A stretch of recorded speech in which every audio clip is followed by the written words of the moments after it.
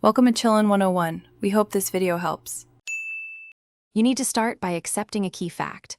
iPhone 12 does not include a built-in Touch ID sensor.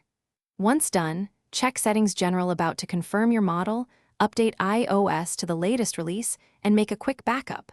Then choose a path. Order a compatible third-party Touch ID case or plan to rely on Face ID and Apple Watch Unlock. Make sure to read accessory compatibility notes. This step avoids wasted purchases and keeps your data safe during the process. With the accessory in hand, attach it firmly to the iPhone 12 according to the maker's instructions. Some cases connect via Lightning or Bluetooth. Next, install the companion app and grant permissions, Bluetooth, notifications, and local network, so the case and phone communicate. In the app, register each fingerprint deliberately.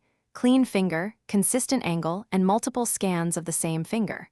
Once recorded, test unlock and app functions. Repeat scans if recognition is inconsistent to improve reliability.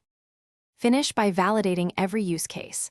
Lock and unlock the phone, authenticate apps, and confirm payment options if the accessory supports them.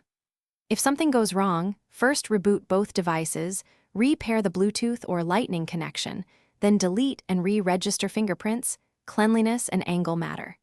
If problems persist, consider Apple Watch Auto Unlock or enhancing Face ID settings as practical alternatives, or evaluate trading in for a device with native Touch ID.